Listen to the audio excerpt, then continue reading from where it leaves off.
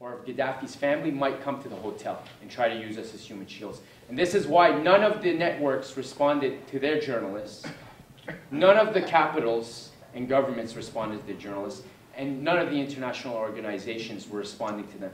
It was because of separate channels through Congressman Fontroy that we got out. And they should, and that is the honest truth. It was not because of the networks or because of any of those capitals. They wanted us to stay in that hotel.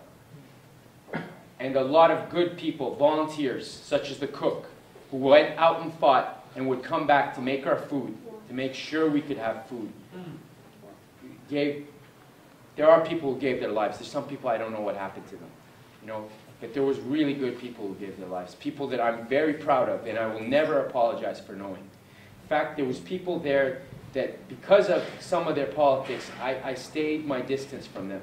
But in the end, they ended up being heroes, including one Dr. Zidane, a man whose name I'm going to mention with pride, and I don't know where he is right now, but he ended up being a hero.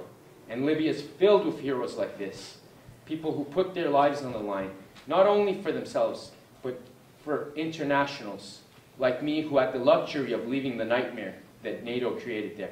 And let me be very frank. Tripoli looks like Kabul. It looks like Civil War Beirut. I was in the vehicle with, there's more security checkpoints now than there was before. And it looks like the Taliban took over. You know, I'm not saying that necessarily everybody amongst the rebels is bad, but I am telling you that there are very, very, very dangerous elements amongst them. It is not a homogeneous body, and it does include people and organizations that we have been told are terrorists. So the global war on terror is an absolute fraud when the United States is bringing in jihadists from all over the world through the Egyptian border into Libya. What is happening in Libya is a crime.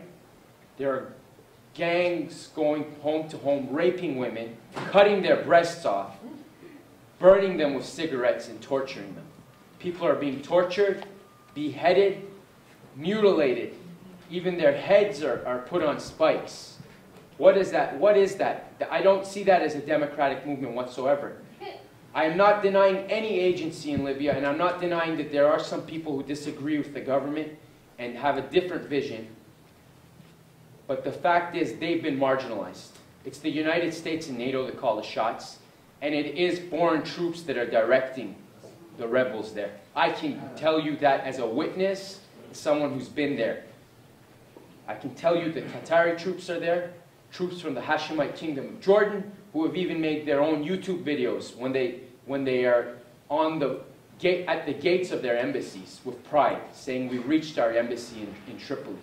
I can tell you that there are British forces on the ground there directing things, and I believe there's a scandal now in London over this, and the British Parliament is discussing this, because there is some evidence that's showing that there are British nationals directing this on the ground.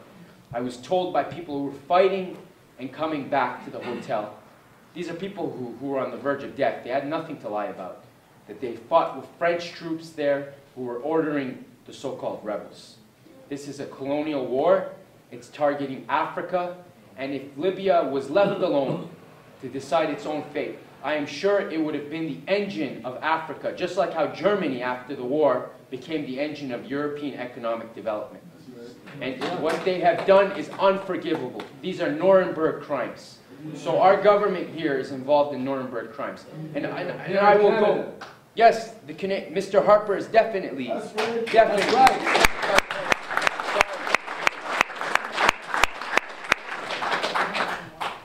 It's because of our values as Canadians and as human beings.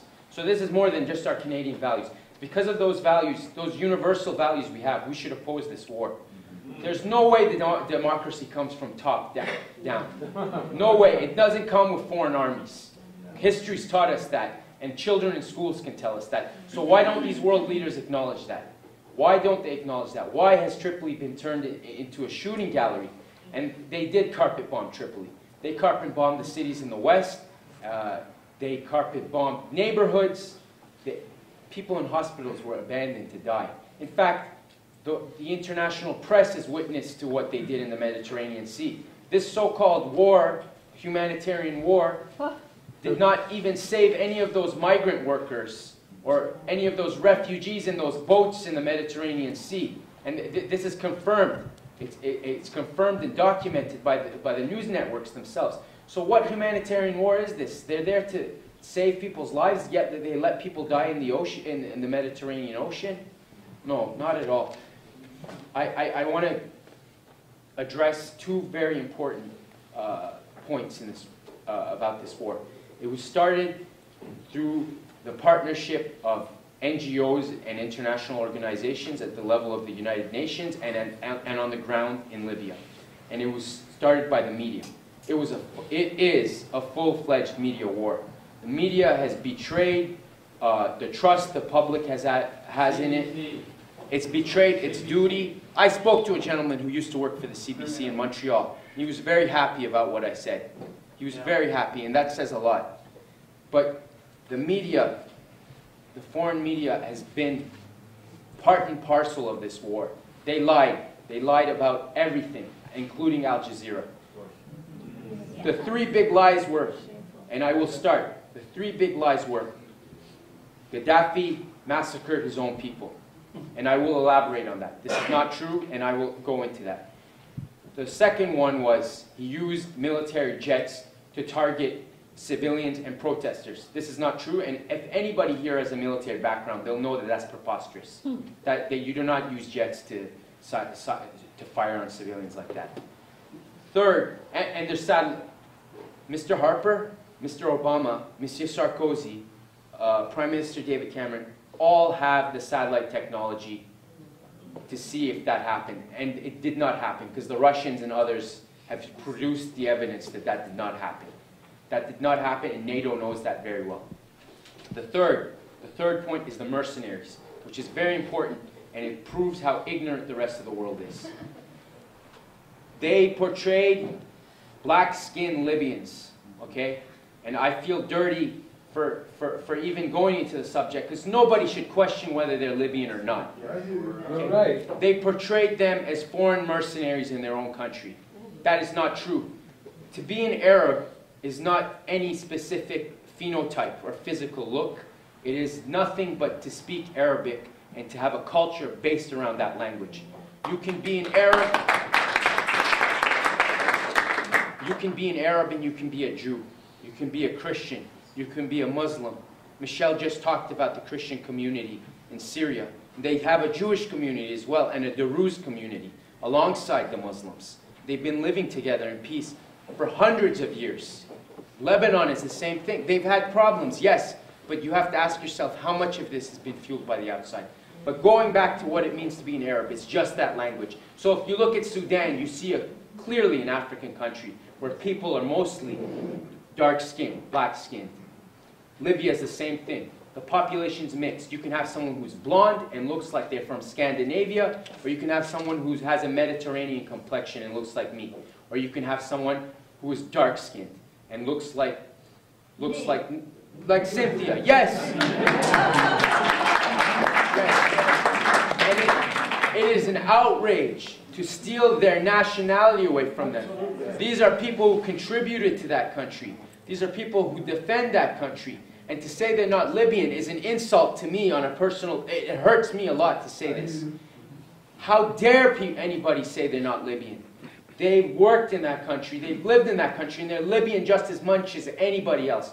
And for the media to say these are mercenaries, this is so sinful. I can't find a worse word for it. So these people were portrayed as mercenaries by the same governments who use mercenaries. The United States is the biggest contractor of militaries in the world.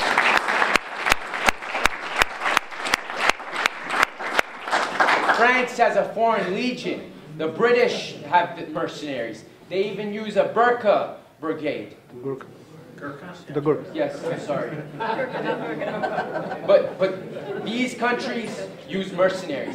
And let me tell you, when they made their UN resolution, 1970, they said the countries that they essentially they essentially said that some countries are allowed to use mercenaries and will not go after them. And that's in the resolutions. And there's a really good reason why they did that. Because they've been taking mercenaries into Libya. Libya has been filled with mercenaries, jihadists, people who have come from outside, Libyans from outside of Libya. And most of the fighters are not Libyan. There's been people who have come from other parts of the world, including many Egyptians who've been captured. And the documents are there in Libya. The documents are there. People have to look for this. They've caught so many Egyptians who've come in there. And some of these Egyptians are misconstrued because they think there's an authentic Arab Spring going on, and they've come to help their brothers as they see it. But they've been used. And the Libyan military was not killing them on sight. It was capturing them and saying, go home. That was what was happening at the beginning. That was what was happening at the beginning. And I want to refer to Al Jazeera. Al Jazeera showed Libyan soldiers and forces who were killed. And they said Gaddafi forces killed them. So-called Gaddafi forces. And I'm going to explain why I say so-called Gaddafi forces. Because this is very important to have in your minds for the future when you hear this type of language used. They said Gaddafi forces killed these men because they refused to fire on the protesters. This was what Al Jazeera told the world. It was a lie. The videos came out that it was actually the other side that killed them in cold blood as prisoners. And Al Jazeera should be held accountable for doing that. So should other networks. When they show videos of rape and they claim that it's... CNN, for example, showed a video of a rape in Misrata. The video was from Tripoli. It was a domestic case. It was people that knew each other, but yet they edited the video and they said it was the Libyan military that had raped the woman. There was no proof, and that is also criminal, and there was a lawyer who was going to take action on this. Al Arabiya aired an interview with a man in near Tripoli, whose house was bombed. The man said NATO bombed it. NATO did bomb it. Everybody knew NATO bombed it. Yet they lied and said, number one, they lied about the location. They said this is a man in Misrata. And number two, it was Gaddafi forces that did this to him. He's taking them to court too. Because they lied and it caused them a lot of psychological pain. So this is the type of lies the media has been involved in. They even showed pictures of protests against the Iraqi government, which the United States supports. Iraqis were protesting against the government that the US supports in Baghdad. They were saying that's Libya. But you wouldn't know unless you spoke Arabic or you understood the dialects or you recognized Iraq. That's the sort of stuff they were doing. They're desperate. This war is on a thread. Like, it's very easy to prove that they're lying. But now I stumbled a little in my thoughts going back to what I wanted to say about the media. The mercenaries is where I was at.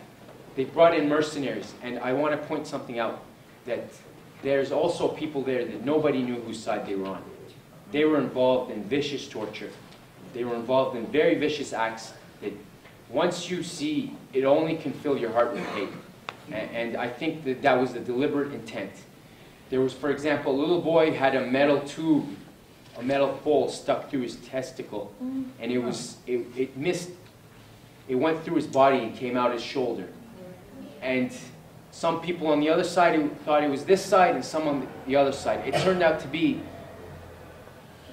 there was no exact proof on who it was, but this created a lot of hate in that country. And those were the types of acts that were being perpetrated there.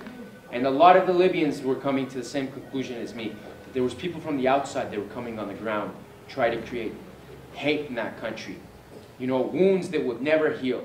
They want wounds in that country, because they want to divide that country. And there's been a historic project to divide that country, which is, there's been over 5 efforts to divide Libya since World War II into 3 areas: Fezzan, Cyrenaica, and Tripolitania. Tripolitania is based around Tripoli, the capital of Libya, and the Mediterranean coast to the northwest. Cyrenaica is towards the Egyptian and Sudanese border, and Fezzan is south towards Algeria and Niger. And I want to go into one very important aspect about how they try to divide this country and why they try to divide this country. Because Libya is a part of Africa, which is very clear.